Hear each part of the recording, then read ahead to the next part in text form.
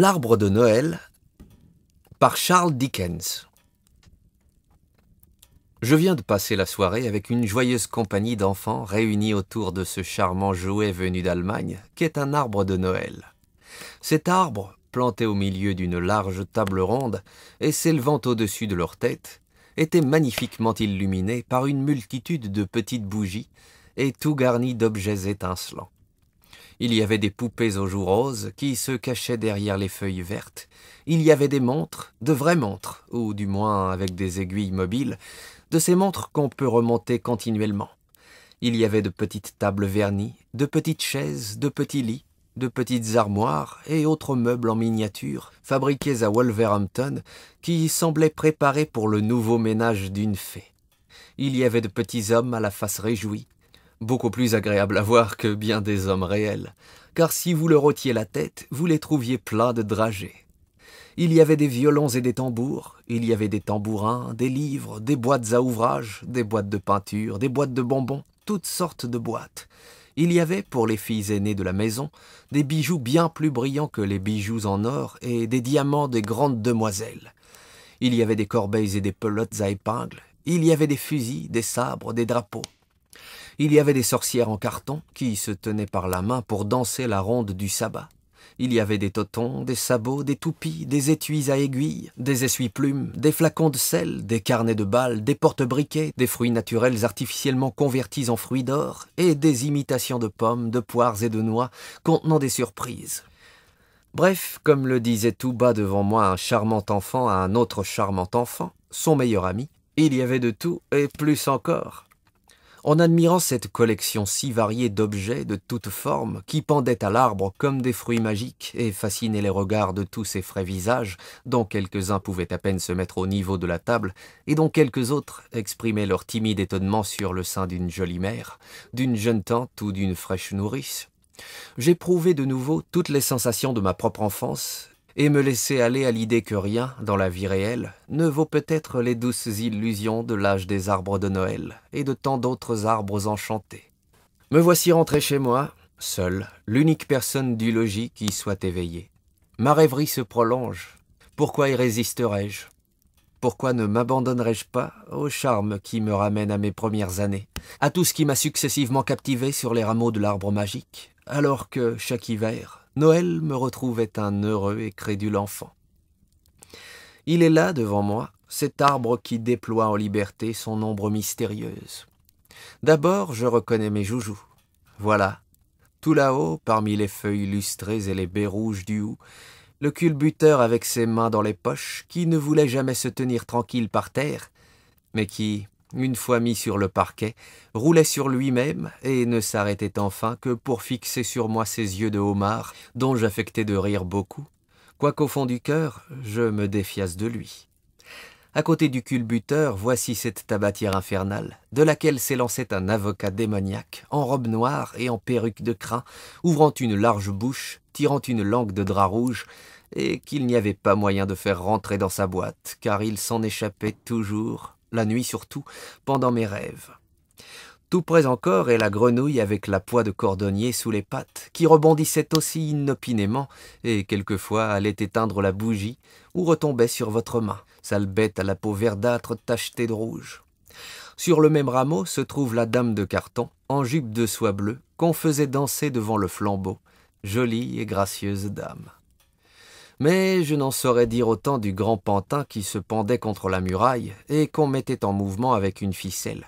Il avait une expression sinistre, un nez atroce, et quand il relevait les jambes jusqu'à son cou, il était difficile de rester seul avec lui sans avoir peur. Ce masque, quand on me regarda-t-il pour la première fois, ce terrible masque? Qui le mit sur son visage, et pourquoi m'effraya-t-il à ce point que cette impression est une date dans ma vie? Ce n'est pas un visage hideux en lui-même. Il a même l'intention d'être drôle. Pourquoi donc ces traits vulgaires me furent-ils si intolérables? Ce n'était pas sans doute parce qu'il me cachait le visage de celui ou de celle qui l'essaya devant moi. Un tablier eût produit le même effet. Était-ce l'immobilité du masque? Le visage de la poupée était immobile aussi, et je n'en étais pas effrayé. Peut-être cette fixité soudaine, substituée à l'animation d'une figure réelle, me donna-t-elle le premier pressentiment du changement qui doit tout à coup se produire sur tout visage humain. Je ne pouvais m'y accoutumer. Rien ne put de longtemps me distraire de mon émotion. Ni de tambour qui, au moyen d'une manivelle, faisait entendre une musique grinçante, ni un régiment de soldats qui sortirent l'un après l'autre d'une caserne en carton et s'alignèrent, roides et muets, sur une pince à zigzag, ni une vieille femme faite en papier mâché et en fil d'archal qui découpait un pâté à 2 petits marmots. Cela ne servit guère de me montrer que le masque était de carton, et puis de l'enfermer pour que je ne le visse plus sur aucun visage. Le souvenir seul de cette figure, l'idée qu'elle existait quelque part, cela suffisait pour me réveiller la nuit, tout en sueur, et criant « Oh, mon Dieu, il vient! Oh, le masque !» Je ne m'inquiétais jamais alors de savoir de quoi était fait mon cher Baudet, que voilà encore avec un panier de chaque côté de son bas. Sa peau était une vraie peau d'âne au toucher, je m'en souviens. Et le grand cheval noir, moucheté de rouge, ce cheval sur le dos duquel je pouvais monter, croyez-vous que j'eusse pensé un moment qu'il différerait en rien de ceux qu'on voit communément courir sur la plaine de Newmarket? Je vois bien maintenant de quoi sont faits les 4 chevaux de trait, en bois non verni, attelés à un chariot de roulage que je dételais et remisais sous le piano. Leur queue n'est qu'une houppe de fourrure, leur crinière est également en crin postiche, et leurs jambes ne sont que de grosses chevilles. Mais ils ne m'apparaissaient pas ainsi quand ils me furent apportés comme cadeau de Noël. C'étaient des chevaux parfaits, alors, et je trouvais parfaits aussi leurs harnais cloués sans façon contre leur poitrail. Je découvris un jour que cette boîte à musique ne contenait qu'un appareil de fil d'archal et de cure-dents. Je faisais peu de cas de ce petit saltimbanque en manche de chemise qui recommençait sans cesse sa culbute sur un cadre de sapin. Ce n'était qu'un pauvre imbécile, selon moi. Mais ce que je trouvais merveilleux, ce qui m'amusait prodigieusement, c'est cette échelle de Jacob faite de petites tablettes de bois rouge qui se succédaient l'une à l'autre pour exposer chacune un tableau différent avec un tintement de petites clochettes. Ah, la maison de poupées, dont je n'étais pas le propriétaire, mais où j'allais en visite. Je n'admire pas le nouveau palais du Parlement la moitié autant que cette maison, à façade de couleur de pierre, avec de vraies fenêtres à vitres, un seuil de porte et un balcon réel, plus vert qu'aucun des balcons que je vois aujourd'hui, excepté dans les villes de bains de mer, et même ceux-ci ne sont que de pauvres imitations de celui de la maison de poupée. La façade s'ouvrait, du haut en bas, à 2 battants, et c'était un peu contraire à l'illusion, j'en conviens, parce qu'on y cherchait en vain l'escalier intérieur. Mais l'illusion renaissait quand elle se refermait. Ouverte même, il y avait 3 chambres distinctes. Le salon avec fauteuils et canapés, la chambre à coucher avec un ameublement d'une rare élégance, et mieux encore, la cuisine avec sa cheminée, son fourneau, tout un assortiment d'ustensiles, y compris une délicieuse bassinoire, et un cuisinier de profil qui se préparait sans cesse à faire frire 2 poissons. Combien de festins de la Barmécide j'ai fait sur cette table où figurait tout un service en plat de bois, chacun contenant son mets particulier, tel qu'un jambon ou une dinde, qui y était fixé au moyen d'un peu de colle forte et garni de quelque chose de vert qui devait être, je crois, de la mousse. Quelle est celle de toutes nos sociétés de tempérance qui pourrait m'offrir un thé comme ceux que je prenais dans ces jolies petites tasses bleues qui entouraient, sur le plateau, une petite théière en bois d'où coulait un liquide sentant un peu l'allumette, mais auquel je trouvais un goût de nectar. Peu m'importait que les pinces à sucre fussent disloquées comme les mains de Polichinelle. Un jour, il est vrai, j'épouvantais la maison de mes cris comme si je m'étais empoisonné. Je venais d'avaler une de mes petites cuillères d'étain qui s'était fondue dans un thé trop brûlant. Mais j'en fus quitte pour quelques coliques, et encore moins aiguës que celles dont je souffrais quand on m'administrait une portion purgative. Mais après les jouets, vinrent les livres. En voilà tout un rayon sur les branches inférieures de mon arbre de Noël, entre le cylindre à fouler le gazon et les autres petits instruments de jardinage. Ces volumes sont minces pour la plupart, mais nombreux, et avec de jolis cartonnages bleus ou rouges. Quelles lettres pittoresques dans ces alphabets, lettres à personnages. A, la première de toutes. A, qui était un archer et qui transperçait une grenouille de ses flèches. A, qui était, ailleurs, un archevêque, un archange, et je ne sais quoi encore. De même pour les autres lettres. excepté X, qui était toujours Xérès ou Xantippe, Y, qui était invariablement un yak, et Z, invariablement un zèbre. Mais dans le volume suivant, déjà, c'est bien une autre magie. L'arbre de Noël lui-même se change en une tige de fèves, cette merveilleuse tige de fèves dont Jack, le tueur de géants, se servit comme d'une échelle pour escalader la maison du géant. Voilà des géants à deux têtes en personne, armés de leurs massues, qui grimpent d'un rameau à l'autre, comme le long d'un escalier, traînant par les cheveux des chevaliers et des dames, qu'ils vont croquer à leur dîner. Ah, Jack, brave Jack, au secours!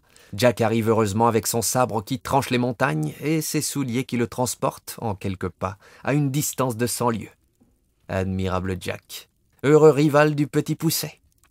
Plus d'une fois, je me demandais s'il n'existait pas plusieurs Jack, ou si c'était un seul et unique Jack qui pouvait accomplir tant d'exploits. Avec quel bonheur je te revois, ô chaperon rouge! C'était un bon vêtement pour la saison que le manteau en laine écarlate à l'abri duquel je te vis apparaître, un soir de Noël, lorsque tu vins, ton panier au bras, me raconter la perfidie du loup, cet hypocrite dont l'appétit était si féroce, qu'après avoir mangé ta grand-mère, il put te manger encore toi-même, en faisant cette horrible plaisanterie que vous savez sur ses dents. La petite fille surnommée le chaperon rouge fut mes premières amours. Il me semblait que si j'avais pu épouser le petit chaperon rouge, j'aurais joui du parfait bonheur. Hélas, il n'en fut rien.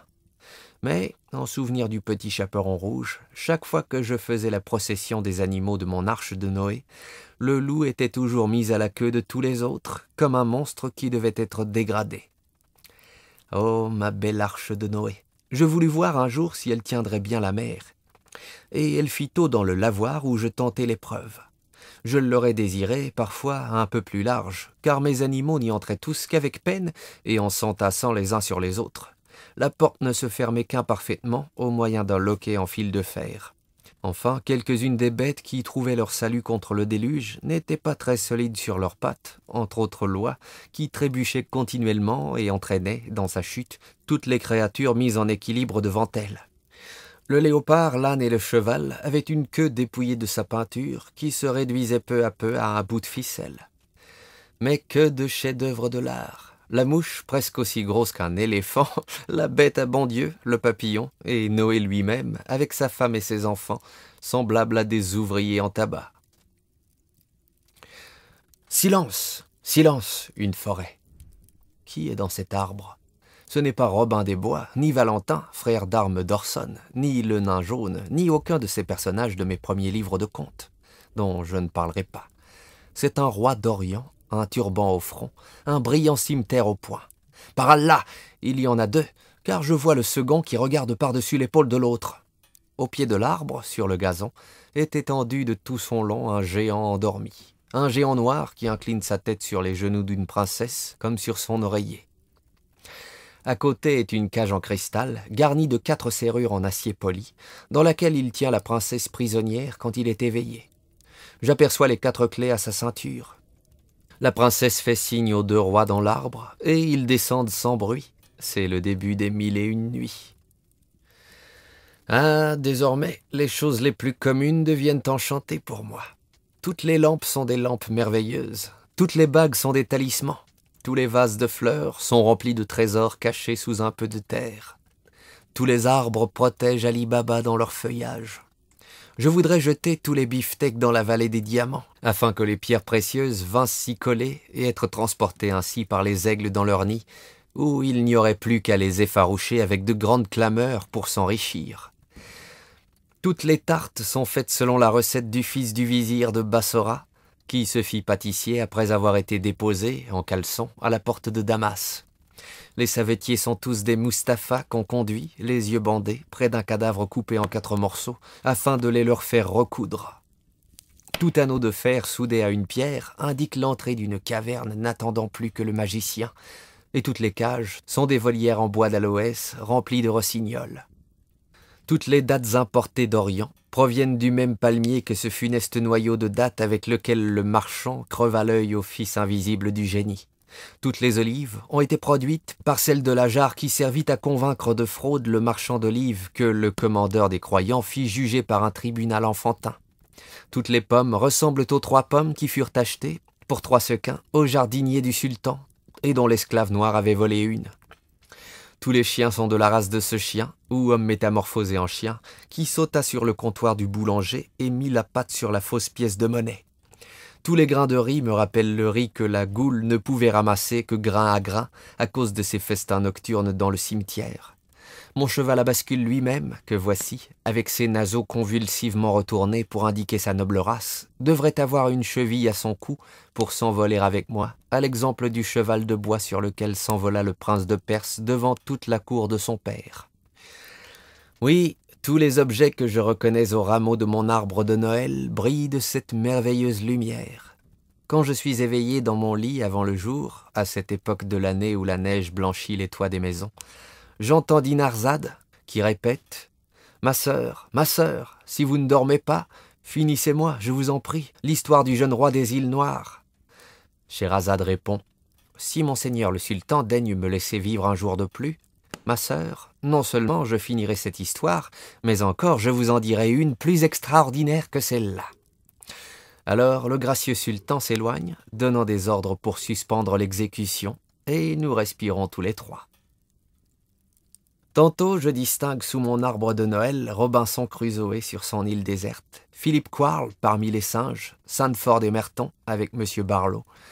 Tantôt des figures moins familières, qui s'approchent ou reculent dans un vague lointain, se séparent ou se mêlent, et puis, résultat de mes terreurs du masque ou d'une digestion pénible, c'est un cauchemar qui m'oppresse, un fantastique cauchemar où je retrouve les réminiscences de longues nuits d'hiver. Alors que, pour me punir, on m'envoyait au lit après souper, et que je m'éveillais, au bout de 2 heures, avec la sensation d'avoir dormi 2 nuits de suite, désespérant de voir luire la clarté du matin, oppressé par le poids de mon remords. Et maintenant, une rangée de quinquets sort lentement du plancher devant un rideau vert, une clochette teinte, une clochette magique qui résonne encore à mon oreille comme aucune autre clochette. Une musique se fait entendre au milieu d'un bourdonnement de voix, avec une odeur prononcée d'huile et d'écorce d'orange. Soudain, la clochette magique commande à la musique de se taire. Le grand rideau vert se révèle de lui-même, majestueusement, et la pièce commence. Le chien fidèle de Montargis vient venger la mort de son maître, traîtreusement assassiné dans la forêt de Bondy. Un paysan bouffon, à la trogne rouge et coiffé d'un très petit chapeau, remarque que la sagacité du chien est en vérité surprenante. La sagacité est un mot plaisant que je n'ai pu oublier, et qui survivra dans ma mémoire aux bons mots les plus spirituels. Le paysan bouffon fut depuis ce soir-là un ami, quoique, ne l'ayant pas revu depuis maintes années, je ne puisse vous dire précisément si c'était le garçon de chambre ou le palefrenier d'une auberge de village. J'assiste ensuite, en versant des larmes amères, au malheur de la pauvre Jane Shore, qui s'en va, échevelée et mourant de faim, à travers les rues de Londres, où j'apprends comment George Banwell tua le plus digne des oncles, et en eut un si cruel regret qu'on aurait dû lui faire grâce, Viens me consoler, viens vite, ô Pantomime, sur ta scène de prodige, où les clowns sont vomis par les obus, et lancés jusqu'au lustre de la salle, cette brillante constellation, où les arlequins, tout couverts d'écailles d'or pur, rivalisent d'éclats et de cabrioles avec le poisson volant, où Pantalon, vénérable vieillard, met des fers rouges dans ses poches et accuse le clown de l'avoir volé, où une transformation succède à une autre, et où, de surprise en surprise, tout fait croire que tout est facile et que rien n'est impossible. Hélas, c'est à présent aussi que j'éprouve pour la première fois pénible sensation. Combien il est triste, le lendemain, de retourner aux prosaïques réalités de la vie quotidienne. Mon imagination me ramène aux merveilles qui m'ont tant charmé. Je soupire en pensant à la petite fée avec sa longue baguette, et je voudrais partager son immortalité féerique. Mais quoiqu'elle m'apparaisse de nouveau sous diverses formes parmi les rameaux de mon arbre de Noël, elle disparaît presque aussitôt, et elle ne consent jamais à demeurer auprès de moi. Reviens, fée de mes plus doux enchantements, qui m'a inspiré l'amour du théâtre, même l'amour du théâtre des marionnettes, et jusqu'à celui du théâtre Joujou, avec son proscénium de carton, ses loges peuplées de poupées, ses décorations à l'aquarelle et ses acteurs pendus à un fil. Mais silence encore. Écoutez la musique des crèches et des modernes confrères de la Passion. Cette musique a interrompu mon sommeil d'enfant. Elle a évoqué autour de ma couchette des images qui ravissaient ma piété naïve et que je salue encore aujourd'hui avec respect sous un arbre de Noël. Un ange parle à un groupe de bergers dans un champ. Des voyageurs marchent les yeux levés vers le ciel, suivant une étoile. Un nouveau-né a pour berceau la crèche d'une étable.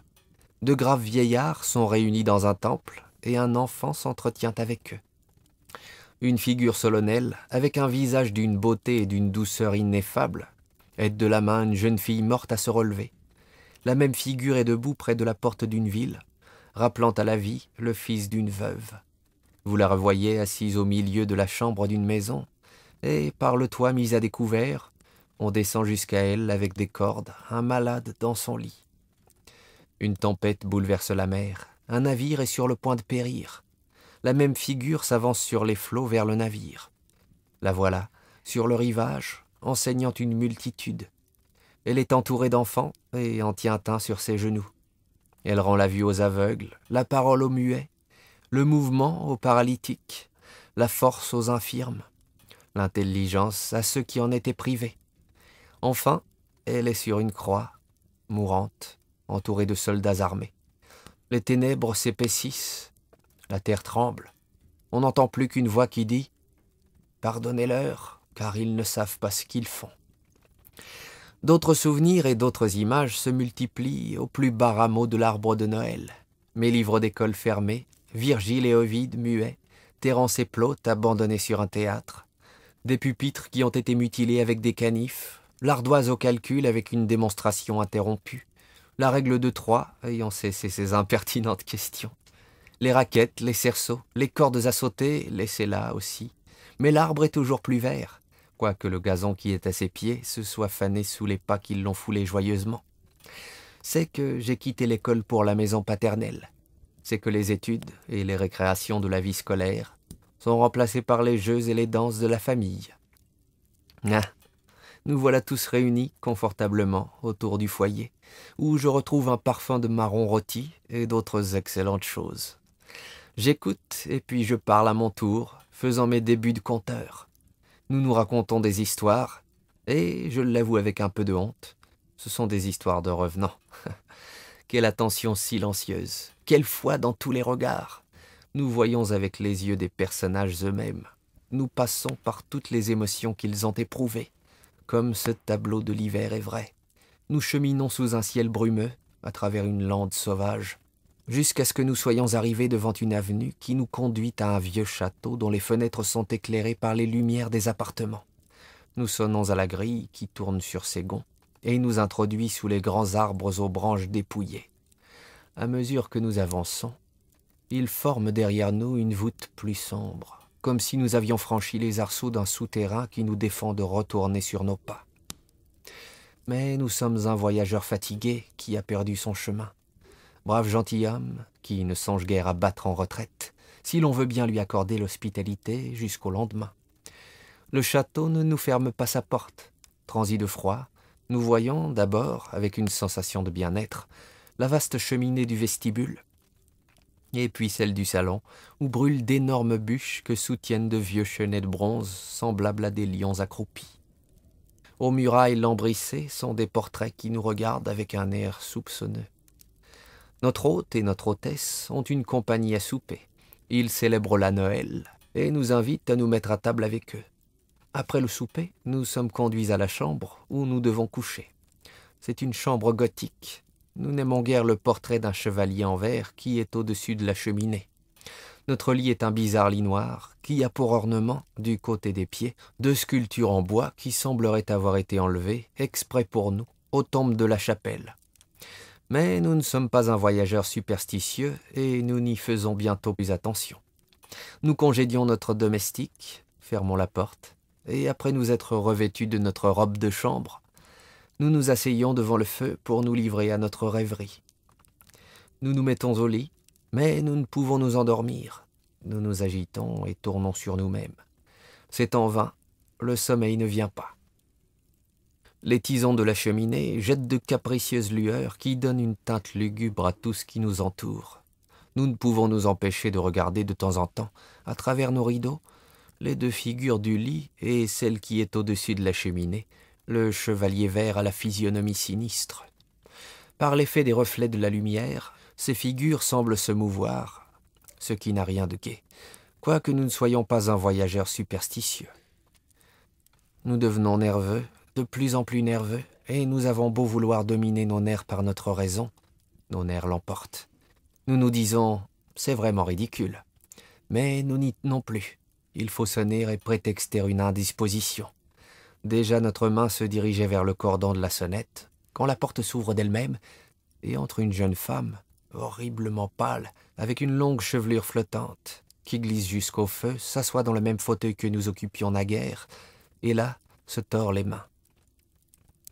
Nous remarquons alors que ses vêtements sont humides, notre langue se colle à notre palais, et nous ne pouvons prononcer un seul mot. Mais nous observons avec toute l'attention dont nous sommes capables cette apparition. Ses vêtements sont humides, ses longs cheveux souillés de vase. Elle est dans le costume que les femmes portaient il y a 200 ans, et à sa ceinture pend un trousseau de clés rouillées. Elle est donc là, assise, et nous ne savons comment nous ne perdons pas connaissance, tant nous sommes terrifiés. Tout à coup, la jeune femme se lève et va essayer ses clés rouillées à toutes les serrures de la chambre. Aucune ne va. Puis elle fixe les yeux sur le portrait du chevalier vert et dit à voix basse, avec un accent terrible, « Les clés le savent !» Après quoi elle se tord encore les mains, passe devant notre lit et se retire par là où elle était venue. Nous passons à la hâte notre robe de chambre, nous prenons nos pistolets, car nous voyageons toujours avec des pistolets, et nous voulons suivre l'apparition, mais nous trouvons la porte fermée. Nous tournons la clé, nous regardons dans la galerie sombre, personne. Nous tâchons de trouver la chambre où notre domestique est couché, et nous ne parvenons pas à la découvrir. Nous nous promenons dans la galerie sombre jusqu'au point du jour, et nous rentrons dans notre chambre déserte où le sommeil nous gagne. C'est notre domestique qui nous éveille, notre domestique qui ne voit jamais, lui, des revenants. Nous descendons auprès de nos hôtes et faisons un triste déjeuner, tous les convives disant que nous avons un air singulier. Notre hôte nous accompagne pour nous montrer tout son château, et nous l'entraînons nous-mêmes devant le portrait du chevalier vert. Là, tout est expliqué. Le chevalier vert avait trompé une jeune fille de charge attachée à la famille et d'une rare beauté. La jeune fille s'était noyée dans une pièce d'eau, où son corps fut découvert parce que les clés refusaient de s'y désaltérer. Depuis ce temps-là, nous dit notre hôte, on a toujours prétendu qu'elle traversait la maison à l'heure de minuit, essayant ses clés rouillées à toutes les serrures, et surtout à celle de cette chambre à coucher, qui était la chambre du chevalier vert. Nous confions alors à notre hôte l'apparition que nous avons vue, et lui, d'un air sombre, il nous prie de ne pas en parler. Voilà toute l'histoire, mais elle est vraie, comme nous l'avons attesté avant de mourir, car nous sommes morts, en présence de témoins respectables. Nous n'en finissons pas avec les vieilles maisons et les châteaux gothiques, avec les galeries retentissantes, les chambres à coucher mystérieuses et les vastes appartements où reviennent les esprits, appartements condamnés et fermés depuis des siècles, où nous pouvons nous promener tout à notre aise, un frisson entre les épaules, pour y rencontrer des spectres sans nombre. Mais ce qu'il y a de remarquable, peut-être, c'est que ces spectres peuvent se réduire à quelques types généraux, les spectres ayant peu d'originalité et suivant des sentiers battus. Ainsi, par exemple, il est, dans un certain vieux château, une certaine chambre dont le parquet est taché d'un sang que rien au monde ne peut faire disparaître, depuis que certains mauvais seigneurs, lords, baronnets, chevaliers ou simples gentilshommes, s'y brûlent à la cervelle. Vous aurez beau frotter le parquet, comme a fait le propriétaire actuel, ou le raboter comme fit son père, ou le laver à la soude caustique comme fit son grand-père, les taches de sang subsistent, ni plus rouges, ni plus pâles, toujours les mêmes. Ainsi, dans une autre maison, il est une porte hantée qui ne veut jamais rester ouverte, ou une autre porte qui ne veut jamais rester fermée, et de l'autre côté de laquelle on entend un bruit de rouet, un bruit de marteau, un bruit de pas, un cri d'angoisse, un soupir, un galop de cheval, une chaîne qu'on traîne. Ailleurs, c'est une tour d'horloge qui, à l'heure de minuit, sonne 13 coups quand le chef de la famille est au moment de mourir, ou c'est un noir carrosse fantastique qui, à tel jour et à telle heure, est toujours vu par quelqu'un attendant à la porte de la cour. Écoutez ce qui arriva à Lady Mary. Elle était allée à la campagne, chez des amis, dans un manoir de montagne d'Écosse. Fatiguée de son long voyage, elle avait demandé la permission de se retirer de bonne heure le soir de son arrivée. Le lendemain matin, étant descendue pour déjeuner, elle dit très innocemment « Comment s'est couché tard ici, et pourquoi ne m'avoir pas prévenu qu'il y avait une grande soirée ?» Chacun de demander à Milady ce qu'elle veut dire, et Milady de répondre « J'ai entendu les carrosses qui allaient et venaient toute la nuit sur la terrasse. » Alors le propriétaire du manoir pâlit, et sa dame aussi, tandis que Charles de MacDougall fait signe à Lady Mary de ne pas en dire davantage. Chacun se tait, mais après le déjeuner, Charles MacDougall dit tout bas à Lady Mary qu'une tradition de la famille explique ce bruit de carrosse comme un signe de mort prochaine. En effet, à 2 mois de là, mourait la dame du manoir, et Lady Mary, qui était une des dames d'honneur à la cour, raconta souvent cette histoire à la vieille reine Charlotte, quoique le roi George l'interrompit toujours en s'écriant « Quoi? Encore des revenants? Des revenants? C'en est assez !» Il est encore une autre anecdote, non moins authentique, celle de ce jeune homme bien connu de la plupart d'entre nous, qui, lorsqu'il était étudiant de l'université, avait un ami intime avec lequel il s'entretenait un jour de la possibilité de revenir sur terre après sa mort. « Eh bien, dit-il, convenons ensemble que celui de nous deux qui mourra le premier apparaîtra à l'autre. » Longtemps après, les deux amis avaient suivi des carrières différentes, lorsqu'une nuit, celui que nous connaissons, ayant fait une excursion dans une province du Nord, prit gîte à une auberge isolée au milieu des tourbières du Yorkshire.